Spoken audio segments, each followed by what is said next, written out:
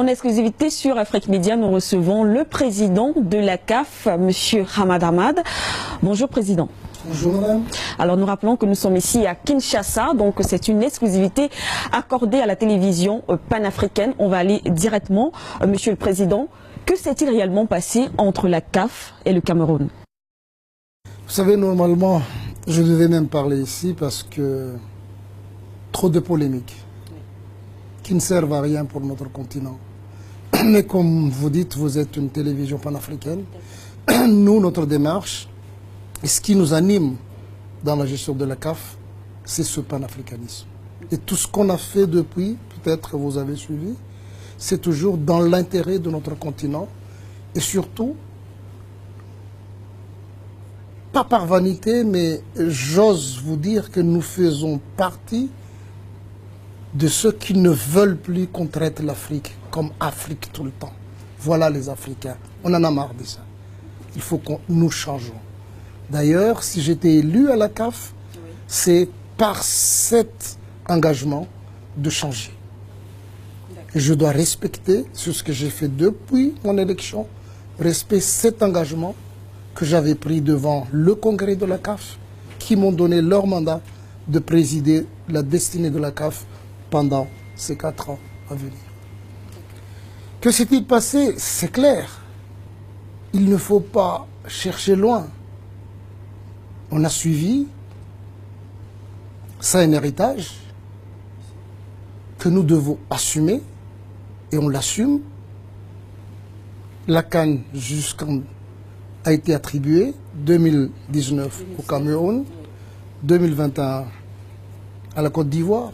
On a fait déjà ces 2 pays des visites d'inspection, une seule fois en Côte d'Ivoire, mais au Cameroun plusieurs fois. La CAF a dépensé beaucoup d'argent pour suivre, pour accompagner le Cameroun, pour rappeler que ces travaux-là nécessitent des accélérations.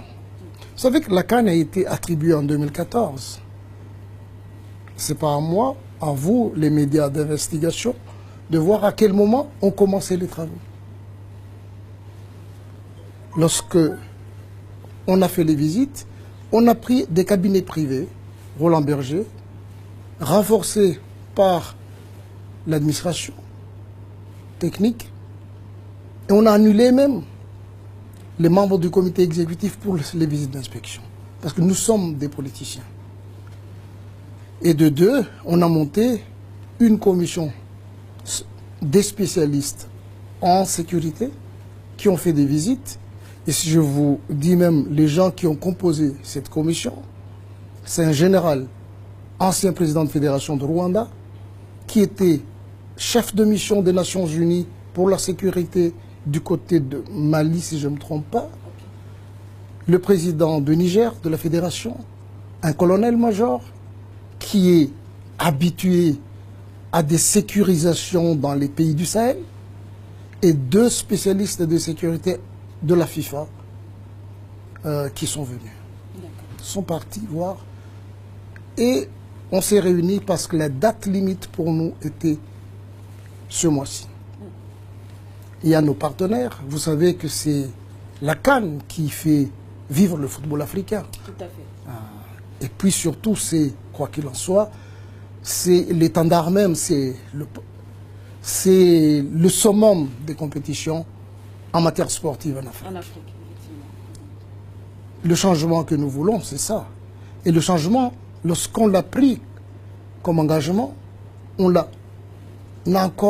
est parti avec tous les parties prenantes du football pendant ce symposium. Reconfirmer qu'est-ce que nous voulons vraiment, nous, les acteurs du football africain. Voilà les différents éléments qui ont confirmé.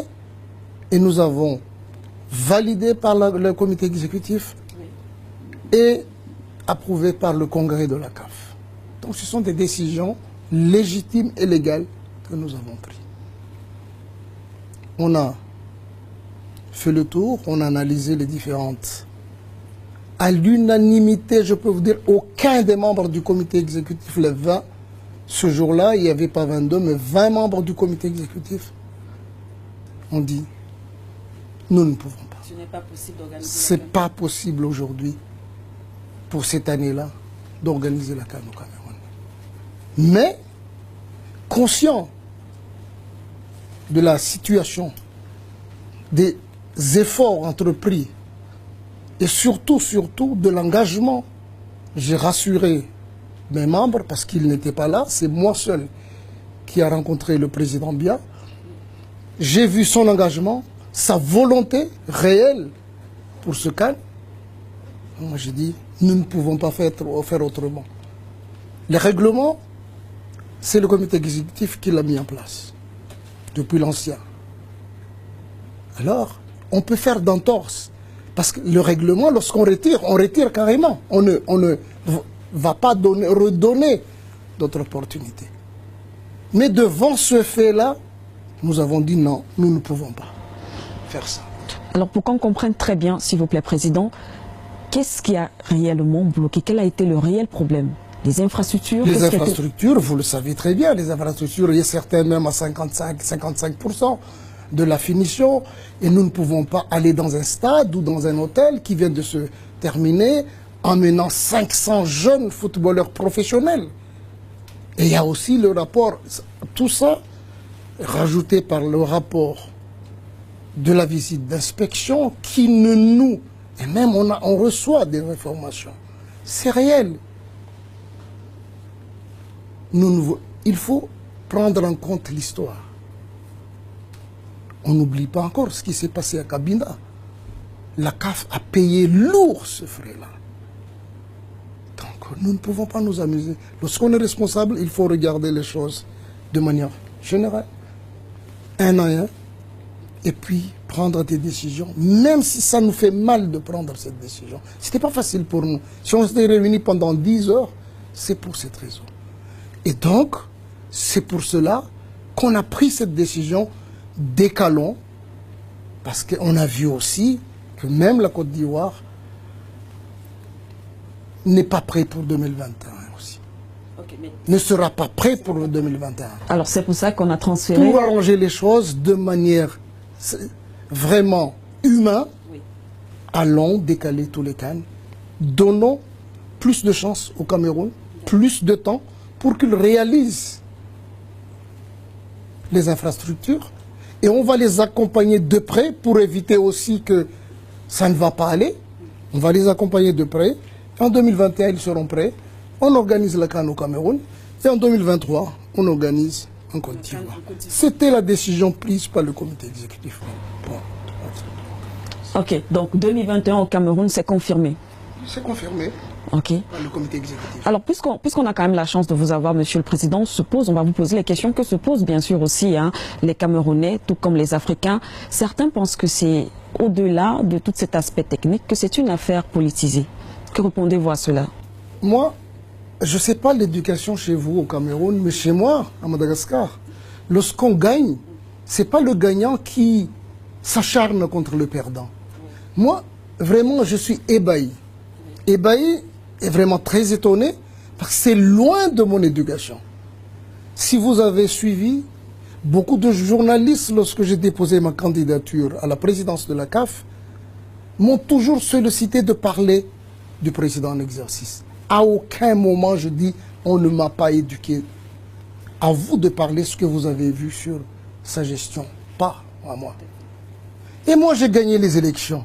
À quoi me sert? Pour moi, c'est mes has-been. Ça n'existe même plus dans le calendrier du football international. Maintenant, c'est une nouvelle équipe qui gère la CAF et on va de l'avant sur ça.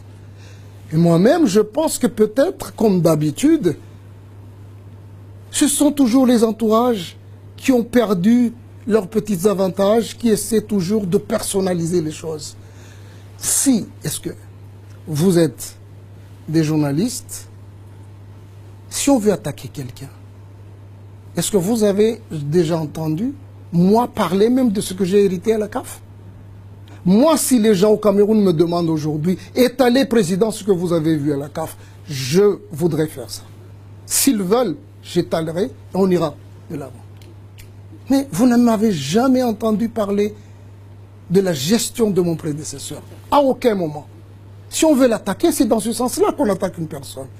Pas des blabla dehors. D'accord, nous sommes pratiquement en train de sortir. Selon certaines indiscrétions, Monsieur le Président, cette affaire risque d'aller devant le TAS. Est-ce que vous êtes préparé à cela? On est confiant qu'on a pris de bonnes décisions pour le bien du football africain et selon les règles, selon les statuts et les règlements de compétition de la CAF. Tout est clair. Si vous prenez le règlement de la CAN, vous voyez, essayez de voir l'article 35, essayez de voir l'article 92. Nous n'allons pas faire comme les autres, retirer une canne à un pays et puis laisser tomber. Non, ce n'est pas notre manière. Et moi, j'avais toujours dit, pour développer le football africain, on doit coopérer toujours avec les gouvernements, surtout avec les chefs d'État. Je précise bien, surtout avec les chefs d'État. Parce que nous savons aussi ce qui se passe chez nous, que ce soit à Madagascar, et j'estime aussi chez vous, autour d'un président de la République. On sait ce qui se passe. Alors si on comprend bien, l'option du TAS n'est pas la meilleure option. Et justement, en parlant entre autres également de gestion, on vous connaît, on connaît ce nettoyage que vous avez effectué quand même au sein de certaines fédérations en Afrique. Est-ce que ce sera également le cas pour le Cameroun? L'option TAS, moi je pense que la faute, notre faute, nous, la CAF, c'est de vous avoir donné 2021. Ça va être une faute qui va être ciblée par le TAS. Parce qu'aucun règlement ne nous permet de vous attribuer ça. Qu'on joue le jeu, on y va. Si c'est ça l'option choisie par le Cameroun, on va y aller. Quant aux fédérations, je pense qu'on fait des efforts aujourd'hui d'assainissement. Et je remercie, je ne vous cache pas, le président de l'Union africaine actuelle, M. Kagame, qui a accepté dernièrement, on a discuté avec lui plusieurs fois, moi-même et le président de la FIFA, Gianni, qu'on est en train de continuer les réformes, surtout l'assainissement et la lutte contre la corruption dans le football africain. Ça existe, il faut le dire. Oui. On l'a déjà commencé au niveau de l'arbitrage et on va continuer. Ce n'est pas encore sorti de l'auberge, mais on va continuer. Et au niveau des fédérations, on va continuer aussi. Pour que, au moins, les apports, surtout internationaux ou même des gouvernements, dans le développement du football, c'est dans le développement de la jeunesse d'une manière générale, soient vraiment utilisés à bon escient. Voilà notre objectif. Voilà, merci en tout cas, merci à vous, Monsieur le Président, d'avoir accepté de répondre à nos questions.